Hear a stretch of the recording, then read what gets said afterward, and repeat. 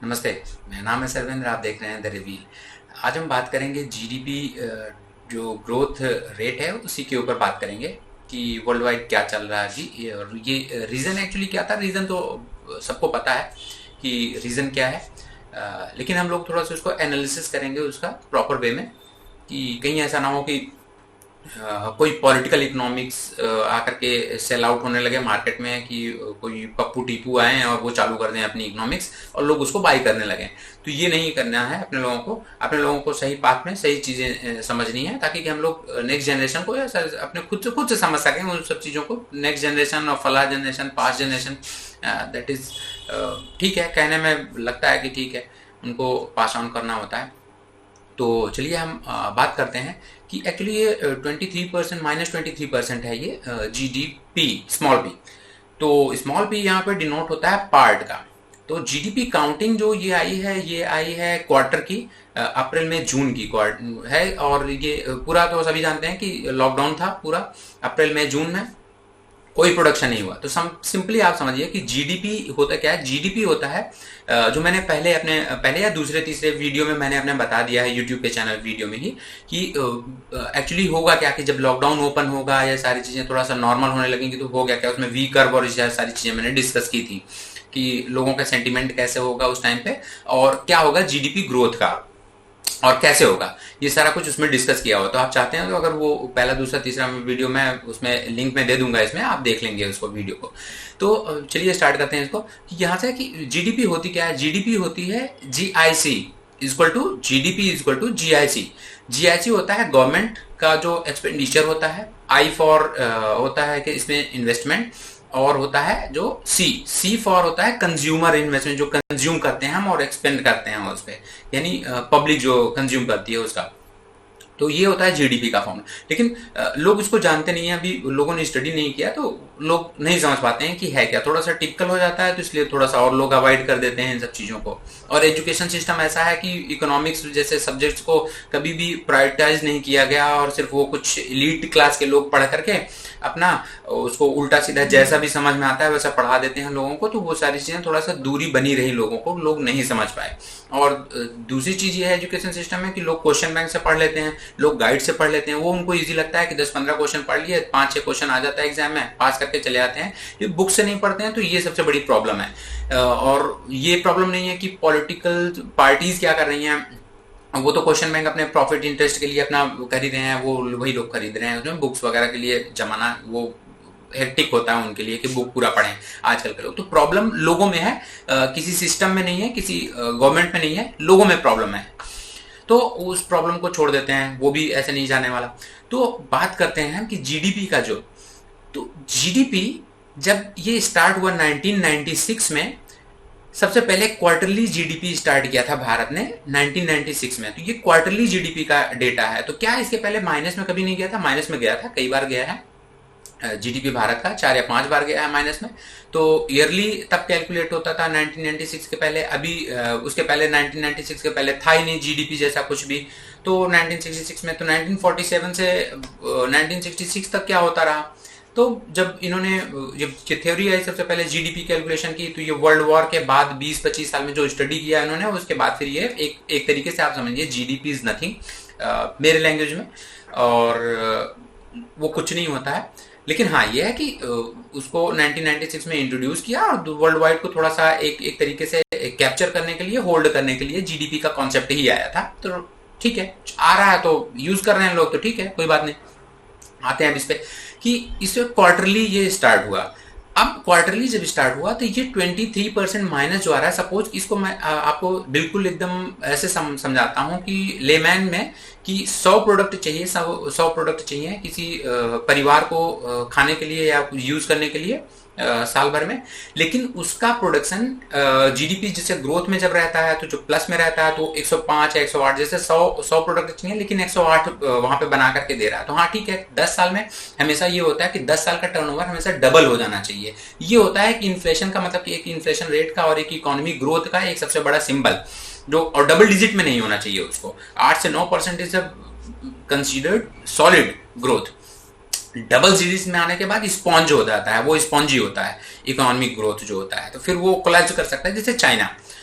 तो अभी जो ग्रोथ जीडीपी का है वो स्टार्ट होता है। और यहाँ पे अभी हम अपने लोग ये बात कर रहे थे कि ये जीडीपी जो ये क्वार्टरली और ईयरली, तो अभी जो ये क्वार्टरली स्टार्ट हुआ 1996 से इंडिया ने, वो यूज कर रहे हैं उसको, जैसे कि 100 मैंने बताया आपको 100 प्रोडक्ट चाहिए, 108 105।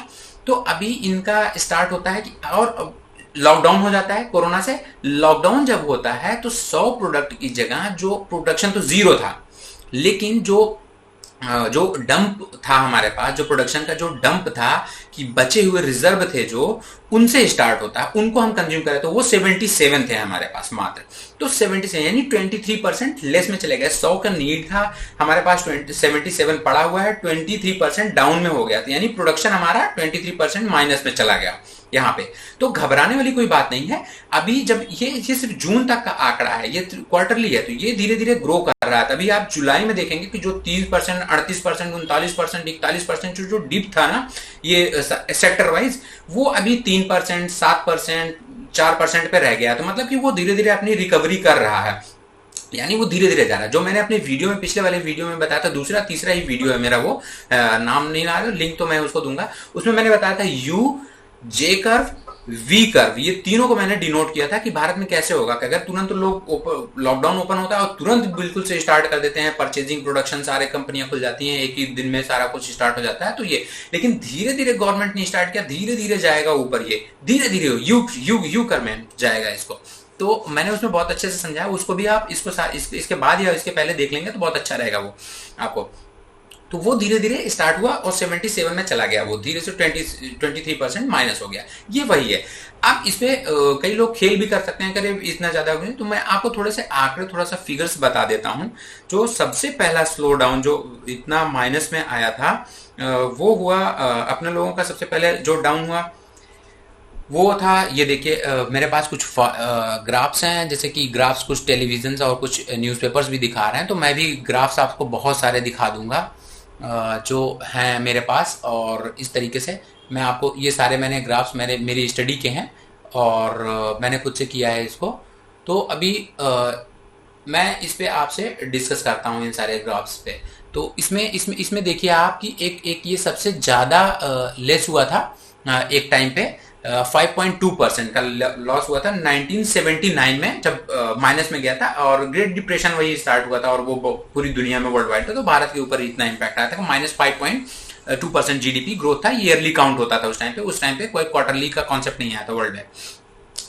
अब होता है कि उसके बाद फिर होता है एक डिप और आया था आपका 1988 और 99 के बीच में, जो कि 10% के प्लस में चल रहा था, ठीक है वो था। हाँ, जब डिप आया तो उसमें 1.4% का 1991 1992 में, जब फिर से एक बार रिसेशन आया था। एक चीज आप जान लीजिए, रिसेशन हर 10 साल पे आएगा, जैसे ही कि हर तीसरे महीने पे लोगों को जुकाम होना। Recession is a good thing, it's not bad, it's not negative, it's a positive sign for any economy, for the, जब से कि हम लोग अपनी बॉडी को अगर उसको कॉन्सेप्ट का दें तो वो रिसेशन बहुत अच्छी चीज होती है। उसके बाद फिर 1.4 का आया था 1991 में। उसके बाद फिर एक बार डिप आया था आपके माइनस में, जब आया था 5.3 तक ये चलता रहा, 13-14 में सब कुछ बढ़िया था। अब जो ये 2021 में आया है, इसको -5% से -6% के लिए कंसोलिडेट करके, जब ईयरली ईयर मतलब ये जो फिजिकल ईयर है इसमें जब डाउन होगा, जब उस कैलकुलेट होगा नेक्स्ट अब मार्च में अपने, तब ये 5 पॉइंट के पास में -5 और 6% के आसपास जा करके फोरकास्टिंग हो रही है इसकी कि यहाँ पे डाउन करेगा ये, जो आपका एनुअल ग्रोथ रेट होगा।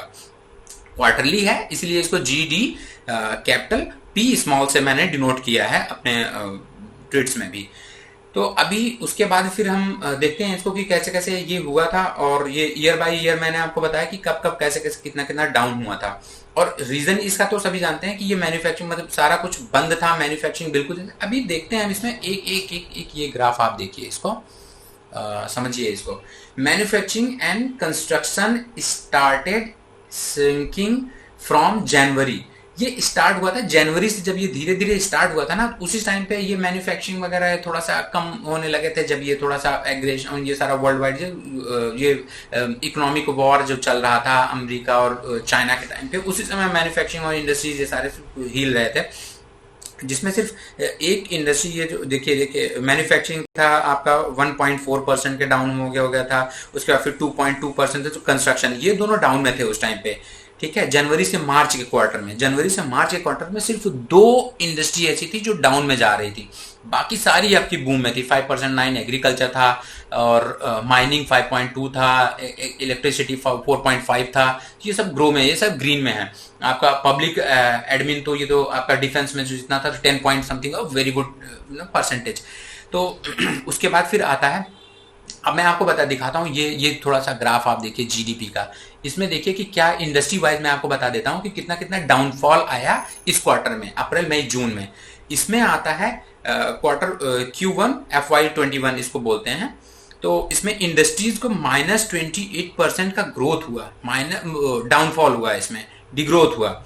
सर्विस इंडस्ट्री में 20 पॉइंट समथिंग, इधर से दिखाता हूँ मैं, हाँ कुछ हो रहा है इसमें। 20.6% का डिग्रोथ हुआ सर्विस इंडस्ट्रीज में। मैन्युफैक्चरिंग इंडस्ट्री बैडली हिट हुई फिर से 39.3% के हिसाब से। एग्रीकल्चर एकमात्र जो प्लस में 3.4, इसीलिए इतना ज्यादा पंप जो है ये सारे रेलवेज वगैरह कनेक्शन, ट्रेड कॉरिडोर्स और ये एक किसान रेल सेवा इसीलिए बनाया जा रहा है कि इनको थोड़ा सा बूस्ट, जो इंडस्ट्री बूस्ट में है उसको मत डिप होने दें, उसको लेकर के चले आगे। और बाकियों पे भी काम हो रहे हैं, उसमें पंपिंग हो रही है पूरा पैसा। इसीलिए आपको कॉरिडोर चाहिए, आपको बिजनेस बनाने के लिए, आपको सर्विस सेक्टर जो भी कुछ उसके लिए इंफ्रा चाहिए, इसीलिए ये सारा कुछ हो रहा है। अब मार्केट में पब्लिक सेक्टर कंस्ट्रक्शन में 50.30 की कंस्ट्रक्शन में 50% मतलब पूरे तरीके से बंद हो गया। उसमें फिनेंशियल और रियल एस्टेट में 5.3% इनका डी ग्रोथ था। अब क्लोजर देखते हैं, क्लोजर टू ग्राउंड अगर हम देखते हैं कोल में, देखिए यही मैं कह रहा था कि जिसमें 10% इतने परसेंट के अप्रैल मई जून में ये डी ग्रोथ आपको देखिए, तो जुलाई में 3% मान चला गया है। मतलब कर्व्स आपके सबको कर्व्स आपके ऊपर जा रहे हैं। तो जो 29% था वो 2% में आ गया है थर्मल जनरेशन का।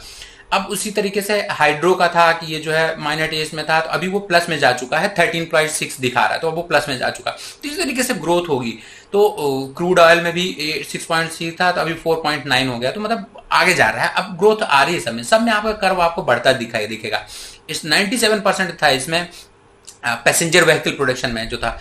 पैसेंजर व्हीकल प्रोडक्शन 97 यानी 100% बंद था, अभी 26% सिर्फ बंद है। मतलब कि ग्रोथ आ गया, मतलब 26% तक ऊपर जा चुका, 26% माइनस में है मात्र। ये 99% ये फिर था मोटरसाइकिल में, तो अब 20% सिर्फ मतलब प्रोडक्शन स्टार्ट हो गया आपका। तो इस तरीके से स्कूटर प्रोडक्शन था। अब क्लस्टर वाइज है, ATF है ये आपका जो है कि ये 91%, 64% रह गया है आपका। अब पेट्रोल कंजम्पशन जो था 60% लेस हुआ था, 10% मात्र लेस है, मतलब कि फिर से लोग अब यूज कर रहे हैं। तो इस तरीके से डीजल का भी है। इसी तरीके से एयर पैसेंजर में जो 100% लॉकडाउन तो पूरे तरीके से कंप्लीट था, 82% अभी है, यानी 18% अभी ओपन हुआ है, तो अभी स्टार्ट हो जाएगा ये जुलाई से। आपका GST जो ई बिल था जो 87% वो 7.3 रह गया। तो अभी जो जुलाई में ये जो ग्रोथ आपको देख रहे हैं ना सेक्टर वाइज, ये 13%। अभी कर क्या रही है, अब गवर्नमेंट क्या कर रही है इसमें? गवर्नमेंट जो देखिए GIC मैंने आपको बताया ना कि GDP का ग्रोथ में GIC का सबसे बड़ा कंट्रीब्यूशन होता है। GIC ही है सब कुछ, उसमें इन्वेस्टमेंट होता है, कंज्यूमर होता है, गवर्नमेंट होता है।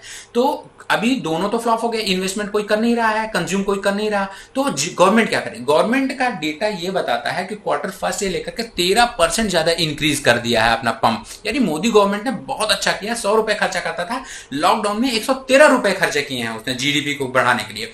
तो GDP हमेशा तब बढ़ता है कि जब परचेजिंग पावर लोगों की ज्यादा होती है। उसके लिए लिक्विडिटी मार्केट में होनी चाहिए, पैसा ज्यादा होना चाहिए, मतलब फ्लो होना चाहिए पैसे का।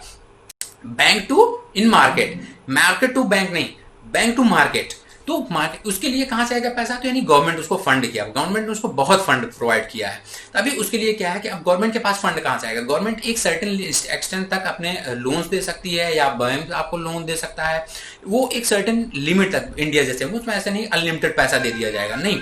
सारा रिजर्व आप डिप्लीट नहीं कर सकते। जैसे कि अगर एक फैमिली में 5 लाख रुपए रखे हुए हैं और कोई चांसेस आ जाते हैं वहां पे, तो सारा कुछ खा पी करके नहीं खत्म कर देना है उनको कि बैठ जाए सारे लोग, 10 लोग, कोई कमाने ना जाए। सिर्फ 5 लाख रुपए आप कितने दिन तक खाएंगे? अगर आपके पास 500-600 बिलियन USD का अगर आपके पास रिजर्व है, तो आप कितने दिन तक खाएंगे बैठ करके? वो सारा डिप्लीट हो जाएगा। लेकिन उसके लिए क्या करना होगा आपको कि जो प्राइवेट सेक्टर्स हैं, पहली बात तो आपको कुछ चीजें मैं आपको बता दूं, आपको समझना है, आपको पॉलिटिक्स पढ़नी पड़ेगी अलग से, आप इकोनॉमिक्स अलग से पढ़िए, बैंकिंग, अकाउंटेंसी और जो है आपको साइकोलॉजी, ये सारे जो सब्जेक्ट्स हैं ना, और ये सारी चीजें आपको समझनी पड़े, आपको पढ़ना पड़ेगा ये सारा। आप जब पढ़ेंगे तब आपको समझ में आएगा कि आप पॉलिटिक्स में आप इकोनॉमिक्स मत घुसाड़ दीजिए, या इकोनॉमिक्स में पॉलिटिक्स मत घुसा दीजिए, या आप इकोनॉमिक्स में अपना फिलॉसफी मत घुसा दीजिए कि अरे यार गरीब तो यही सोचता है, गरीब इकोनॉमिक्स नहीं समझता। ये सारी चीजें बातें अपने पास रखिए, ये इकोनॉमिक्स में काम नहीं करने जा रहा कि गरीब गरीब है तो क्या यार 2 दूनी 4 की जगह मैं 2 दूनी 3 कहने लगूं क्या? गरीब से इससे नहीं होता है 2 दूनी 3 कहने लगेंगे आपकी एक गरीब को चला गया, ऐसा नहीं होता है, ना तो मैथ्स में ना तो इकोनॉमिक्स में। 2 दूनी 4 होता है, चाहे कोई गरीब हो चाहे कोई अमीर हो, उसके लिए भी गरीब है तो 2 दूनी 3 कहेगा, ऐसा नहीं होता। ठीक है, तो अभी उसके लिए गवर्नमेंट को लिक्विडेशन करना पड़ेगा अपने जो इंडस्ट्रीज हैं। गवर्नमेंट देखिए आपको पॉलिटिक्स इसलिए पढ़नी पड़ेगी, लॉ इसलिए पढ़ना पड़ेगा क्योंकि आप समझें कि गवर्नमेंट का काम क्या होता है। गवर्नमेंट का काम, जैसे गवर्नमेंट बना और कांग्रेस के हाथ में चला गया, कांग्रेस ने उसको मिसयूज किया सारे पूरी तरीके से। आपको एक तो बताया कि आपकी डेमोक्रेसी है, लेकिन डेमोक्रेसी में भी आपको सारी चीजें, जो कोई कंपनी अगर कोई बड़ी बना देता था उसको इंदिरा गांधी के कैप्चर कर लेती थी, गवर्नमेंट की बना देती थी, सारे बैंक के साथ उन्होंने ये किया। अब ये करते क्या थे, उसको बैंक गवर्नमेंट का बना देते थे, उसके बाद फिर अपने बंदे बैठा देते थे, वो अनऑथराइज्ड डीलिंग होती थी। जैसे आज के बसें चलती हैं, गवर्नमेंट की बसें चलती हैं, पूरा रोडवेज 4 या 5 लोग बैठ करके जाते हैं, उसमें पूरी बस चली जाती है, प्रतापगढ़ से इलाहाबाद या सुल्तानपुर से कहीं भी जा रही है, 5-10 लोग बैठे हैं, लॉस में चल रही है बस, उसमें तो उसका फ्यूल चला जाएगा, उसमें उसका ड्राइवर का और क्लीनर का कितने में आएगा, कंडक्टर का कितने पैसा आएगा, वो बस का मेंटेनेंस कहाँ से आएगा। ये सारी धीरे धीरे इंडस्ट्री खत्म होती जाएगी, वो तो गवर्नमेंट का सारा चीज नुकसान में चलता रहेगा। जितना भी बॉडीज उसके, जितने भी इंस्टीट्यूशन हैं, वो सारे उसके ट्रांसपोर्ट किया कोई भी, तो वो सारे डाउन होते रहेंगे। उसकी जगह ये मिली भगत से अपने प्राइवेट सेक्टर्स में ला देते हैं, वो डग्गा मार चल रही हैं, वो भर भर करके चल रही हैं, वो खूब पैसे कमा रहे हैं। अब उन लोगों से पैसा ये फंड अपना इकट्ठा कर रहे हैं, तो मतलब गवर्नमेंट के थ्रू से तो पैसा नहीं, गवर्नमेंट तो लॉस में जा रही है, इनके पास पैसा आ रहा है। तो ऐसा था, तो वो इलीगल प्राइवेटाइजेशन था। जो मोदी गवर्नमेंट कर रहे हैं लीगल प्राइवेटाइजेशन है, इसमें अब इसको बदनाम करते हैं वो, यार सब कुछ खरीद रहे हैं, रिलायंस खरीद रहा है, अडानी खरीद रहे हैं, ये खरीद रहे हैं, वो खरीद रहे हैं, सब कुछ बेच डाल रहे हैं। क्या पब्लिक सेक्टर में बेच रहा है? क्या तुम्हें पता है कि कितने ट्रेन हैं भारत में? भारत में सुपर फास्ट ट्रेन 2809 है, जिसमें 5% सिर्फ शेयर बेचा जा रहा है, जिसमें 151 ट्रेनें बेची जा रही हैं। 151 में 10 रूट की ट्रेनें बेची जा रही हैं, जो जिससे लिक्विडेटर 30,000 करोड़ के आसपास आएगा। उससे होगा कि तुम्हारी डबल ट्रैकिंग जो चल रही है उस पे एक्सपेंडिचर, जो 1 लाख 2 लाख करोड़ का जो बजट था मोदी गवर्नमेंट का कि डबल ट्रेनें कर दी जाएंगी, इलेक्ट्रिफिकेशन हो जाएगा, वो सारा 2022 में पूरा कंप्लीट हो रहा है। सारी ट्रेनें आपकी, जब देखिए ट्रेन एक पाइपलाइन है, आपका ट्रांसपोर्टेशन, आपके हाईवेज, आपके रोड कनेक्टिविटी, आपका जो पोर्ट है वो सी पोर्ट्स हैं, जो कि एयरपोर्ट्स हैं, वो सारी की कनेक्टिविटी आपको करनी पड़ेगी, तब इंडस्ट्रियलाइजेशन होगा आपका। ये लीगल प्राइवेटाइजेशन है। इलीगल प्राइवेटाइजेशन में आपको कांग्रेस का प्राइवेटाइजेशन देखना पड़ेगा, और मोदी गवर्नमेंट इस लीगल, जो गवर्नमेंट कर रही है that is called legal privatisation. जब आपकी कंट्री पब्लिक की नहीं है, जब पब्लिक की है, जब डेमोक्रेसी है यहाँ पे, तो आप किसी गवर्नमेंट से क्यों एक्सपेक्ट करते हैं कि आपकी सारी इंडस्ट्री, सारे स्कूल, सारी मैन्युफैक्चरिंग, तो आप क्या करेंगे? फिर आप किस लिए बैठे हैं? तो आपकी चाइना की कंडीशन हो गई। तो आप सारी चीज तो गवर्नमेंट के अंडर में है, सारे माइंस गवर्नमेंट ले लेगा, सारे ट्रेन गवर्नमेंट ले लेगा, सारे एयरप्लेन, सारे बैंकिंग, सब कुछ गवर्नमेंट ले लेगा। तो आप क्या करेंगे? आपके पास, आपको दुकान खोलेंगे, तो आप अच्छी दुकान चल रही है, कल को गवर्नमेंट ले लेगी उसको, फिर आप क्या करेंगे? आप घंटी बजाएंगे? क्या करेंगे आप? इसलिए प्राइवेटाइजेशन को समझिए। हर कंट्री जो ग्रो कर रही है, जिसमें डेमोक्रेसी है, वहां पे प्राइवेटाइजेशन होता है। गवर्नमेंट का काम होता है रूल बनाना, उसको इंप्लीमेंट करना, उसका एग्जीक्यूशन करना, उसका एनालिसिस रिव्यू करना, उसके बाद फिर से उसको करेक्ट करना, फिर से इंप्लीमेंट करना, फिर से उसके बाद उसको हार्डली इंप्लीमेंट। जब गवर्नमेंट का इंटरेस्ट है उसमें, तो वो क्यों किसी के अगेंस्ट में एक्शन लेगी? नहीं लेगी। सारी चीजें होने दो ऐसे, गवर्नमेंट का काम है यार, होता रहता है, गवर्नमेंट की बस है, चलती रहती है, ऐसे ही होता है वहां पे। प्राइवेट में ऐसा नहीं होता है।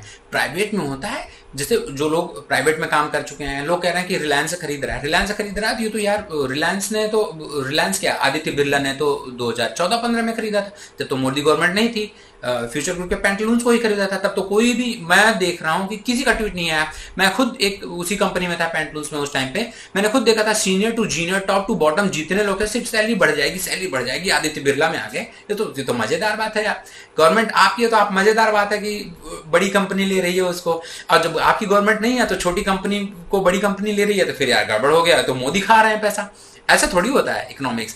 गरीब वाला ये फिलॉसफी है, गरीब की फिलॉसफी है, गरीब एक स्टेटस है। ये इकोनॉमिक्स से कोई सब्जेक्ट, इकोनॉमिक्स एक सब्जेक्ट है, इकोनॉमिक्स से गरीब का कोई मतलब नहीं है, कहीं पे लेना देना नहीं है।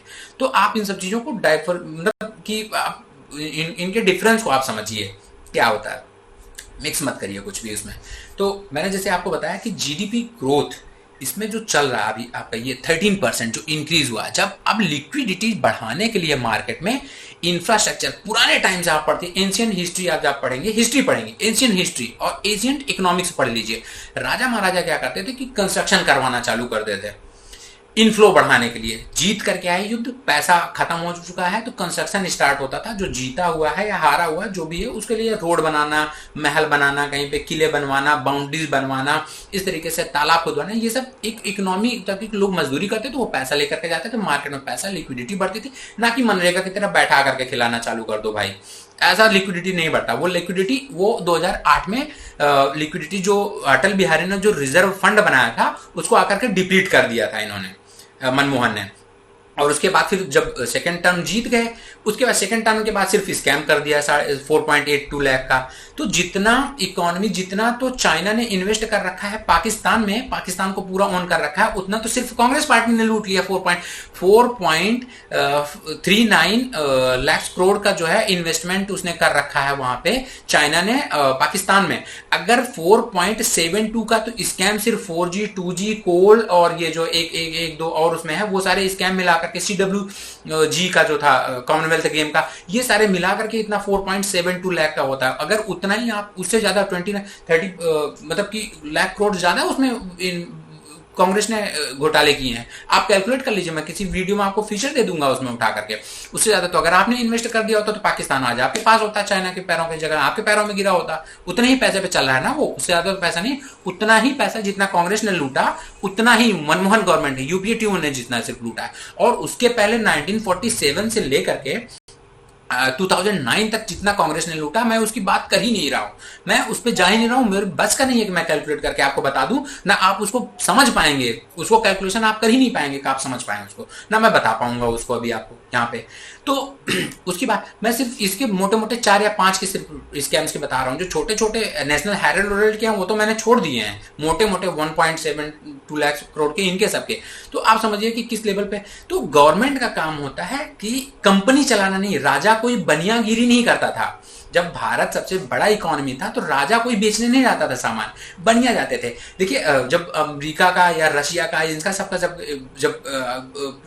बिजनेस हेड, जब पॉलिटिकल हेड्स, कंट्री हेड कहीं पे दूसरी कंट्री पे विजिट जाते हैं तो 300-400 बिजनेसमैन होते हैं उनके साथ फ्लीट में, ठीक है। तो उसे भारत में नहीं था, 300-400 जाते थे, लेकिन वहां पे वो बार्गेनिंग करके आ जाते थे। जैसे कि अभी MOU साइन करके चाइना में आए थे 2008 में। 2006 में इन्होंने पता है क्या किया था, इन्होंने 2007 में काउंसलेट खोला था कोलकाता का, जो 1962 से वॉर से बंद था।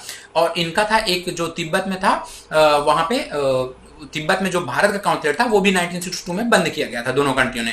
लेकिन 2006 में एक कांग्रेस एक पैक्ट साइन करती है, कोलकाता का तो यहाँ पे खोलने देती है उसको, लेकिन चाइना ने साफ साफ मना कर दिया कि नहीं, आप नहीं खोल सकते हैं हमारे यहाँ काउंसलेट, ठीक है। मैं उसका भी आपको एक, अगर मेरे पास है तो रिकॉर्डिंग मैं आपको दिखा दूंगा, ठीक है। अभी तो है नहीं मेरे पास वो, लेकिन उसमें काउंसलेट इन्होंने तिब्बत में भारत का नहीं खोलने दिया अभी तक, लेकिन इन्होंने इनका कोलकाता में खोल दिया। तो भारत की गवर्नमेंट के पास एक ये है कि भारत की गवर्नमेंट वहां के कोलकाता की जो काउंसलेट 2006 में फिर से इनकी 1962 वॉर के बाद किया था, उसके बाद फिर 2008 में टाइमिंग आपको ना हमेशा टाइमिंग क्रोनोलॉजी आपको समझनी पड़ेगी। प्रियंका गांधी ने ही कहा था, तो वही क्रोनोलॉजी में आपको बता दे रहा हूँ कि क्रोनोलॉजी समझ। 2006 में उनका काउंसलेट स्टार्ट कर दिया था, उसके बाद फिर इनके यहाँ फंड आने चालू हो गए थे और खूब फंड आए हैं।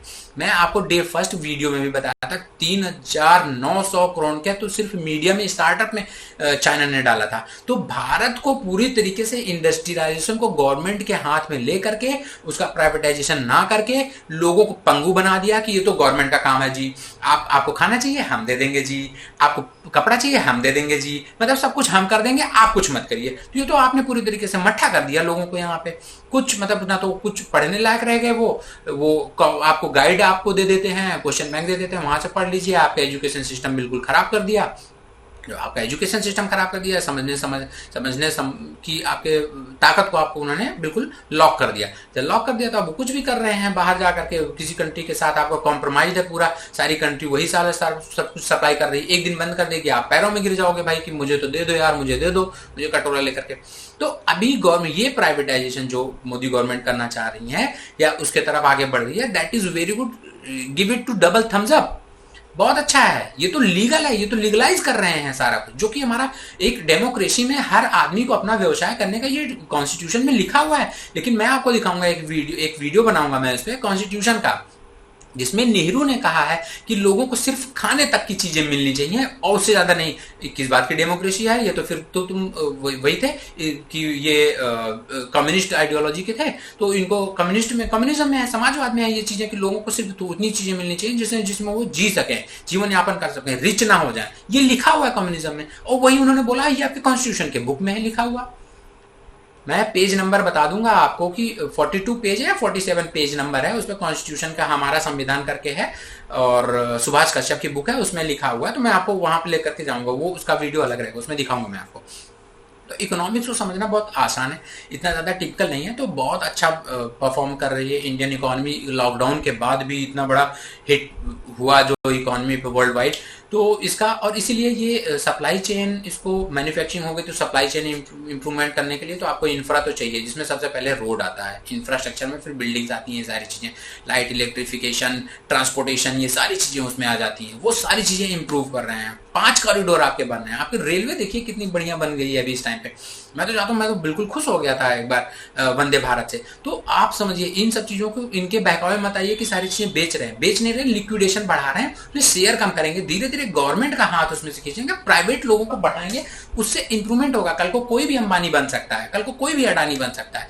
अंबानी अडानी मोदी ने नहीं बनाया है, अंबानी के फादर धीरूभाई अंबानी को इंदिरा गांधी लोगों ने बनाया था। ये लोग बनाते थे, उनसे पैसा लेते थे, यहाँ पे अपने परिवार के लिए पैसा लेते। 20 करोड़ रुपए तुमको फायदा हो रहा है, चलो 1 करोड़ मेरे फैमिली को दे देना, ठीक है। एनजीओ में अपना चला आ रहा है, 20 करोड़ उनका भी प्राइवेटाइजेशन इस तरीके से उन्होंने किया था। लेकिन मोदी गवर्नमेंट जो कर रहे हैं वो प्राइवेटाइजेशन डिफरेंट कर रहे हैं कि आप मेरे को मतलब आप टैक्स भरोगे, आप सीधे जीएसटी आप ऑनलाइन करोगे, सारी चीजें ऑनलाइन कर रहे हैं। तो वो परिवार में किसी के नहीं जाएगा, वो गवर्नमेंट के पास आएगा, गवर्नमेंट इंफ्रा डेवलप करेगी, गवर्नमेंट अच्छी चीजों पे प्लानिंग उसका एग्जीक्यूशन करेगी, तो गवर्नमेंट के पास पैसा जाएगा, वो फैमिली में पैसा नहीं जाएगा रूट होकर के, ठीक है। तो आप इंस्टीट्यूशन बना दीजिए।